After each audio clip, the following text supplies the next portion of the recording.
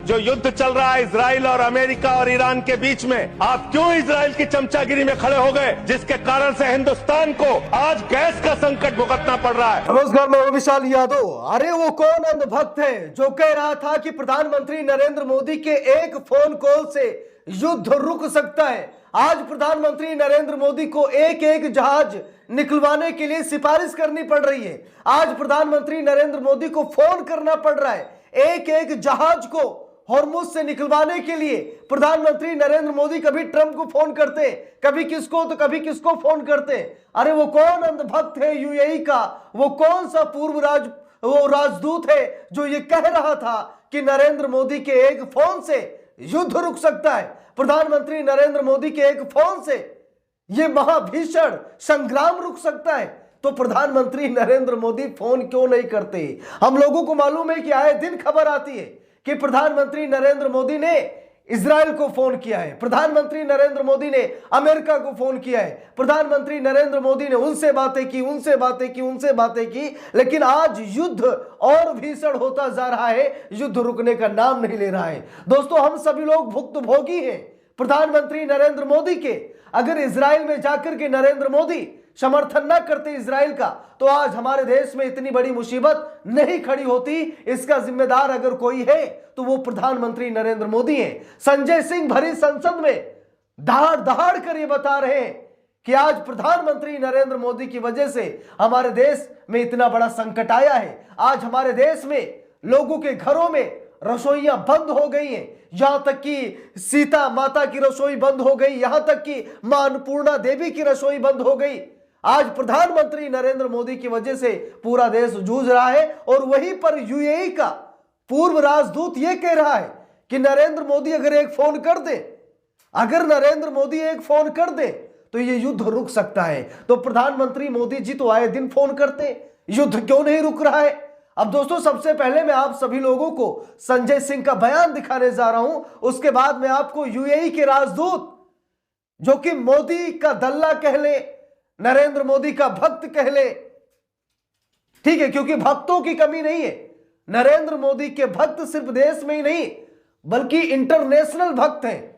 बहुत ऐसे भक्त हैं, इंटरनेशनल भक्त हैं, और इंटरनेशनल भक्त अपनी भक्ति कर रहे। अब सबसे पहले संजय सिंह को सुनिए, उसके बाद यूएई के पूर्व राजदूत का बयान मैं आपको दिखाता हूं। पहले संजय सिंह को सुनिए।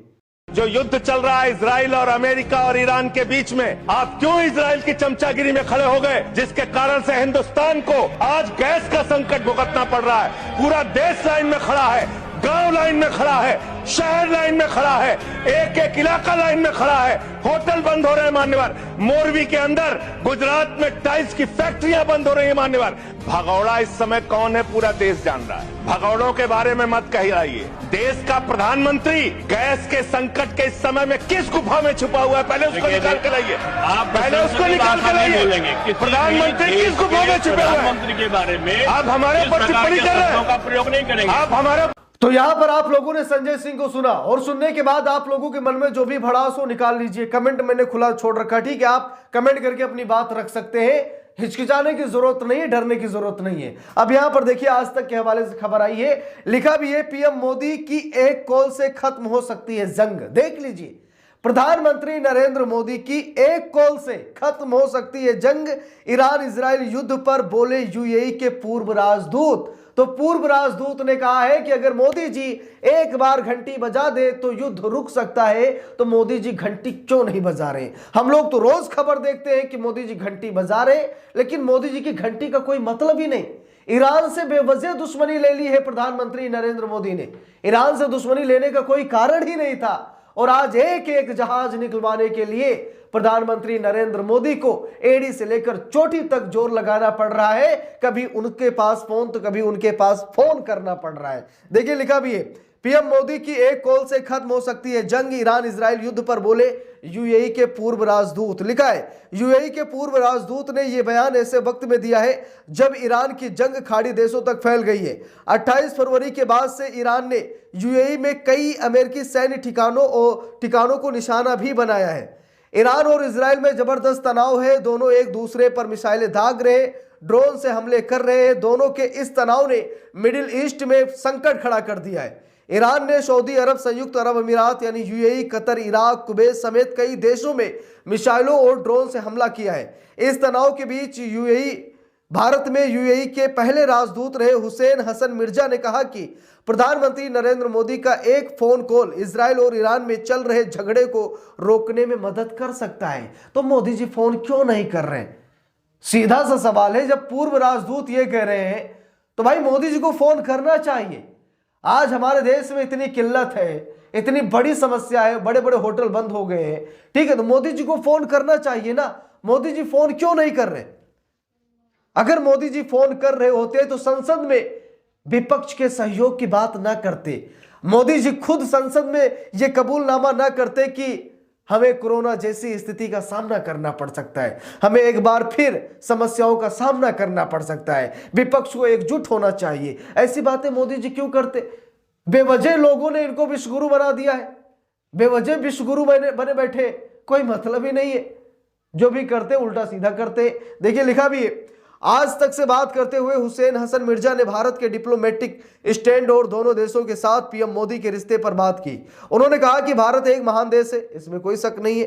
भारत की प्रोफाइल सिर्फ ये बात कि प्रधानमंत्री मोदी का एक फोन कॉल इजराइल और ईरान दोनों को रोकने के लिए काफी है। सिर्फ एक फोन कॉल। देख लीजिए, भक्ति देख लीजिए, अंधभक्ति देख लीजिए। एक फोन, मुझे इसी बात से गुस्सा आती है कि एक फोन से क्या युद्ध रुक सकता है? भाई वो ईरान जिसने अपना सब कुछ गंवा दिया है वो लड़ेगा नहीं। अली खामनेई साहब पूरे परिवार के साथ मारे गए। ईरान अपने सुप्रीम लीडर का बदला लेगा नहीं।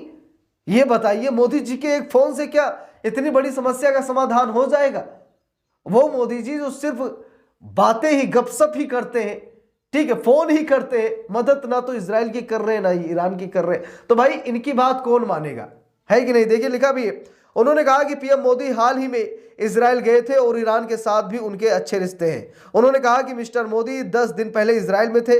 मिस्टर मोदी के ईरान के साथ बहुत अच्छे रिश्ते हैं। वो ईरान तेल के सबसे बड़े खरीदार हैं। बहुत आसान है, मिस्टर मोदी के एक फ़ोन कॉल से समस्या हल हो सकती है। अगर भाई हल हो जाएगी तो फ़ोन करवा दीजिए, क्यों नहीं करवा रहे? मोदी जी आए दिन तो फ़ोन करते हैं, समस्या क्यों नहीं रुक रही है? भाई ये हमले क्यों लगातार बढ़ते जा रहे हैं? मोदी जी महामानव है, हम सभी लोग जानते हैं, तो युद्ध क्यों नहीं रुकवा देते? कहते ना पोपोवार रुकवा देते, पोपोवार रुकवा देते। अब पोपोवार क्यों नहीं रुकवा पा रहे? भाई ये समझ में नहीं आ रहा, बेवजह अंधभक्ति की जा रही। देखिए लिखा भी है, हुसैन हसन मिर्जा ने यह भी कहा कि उन्हें उम्मीद है कि भारत डिप्लोमेटिक तरीके से दखल देगा, क्योंकि यूएई में बड़ी संख्या में भारतीय समुदाय है।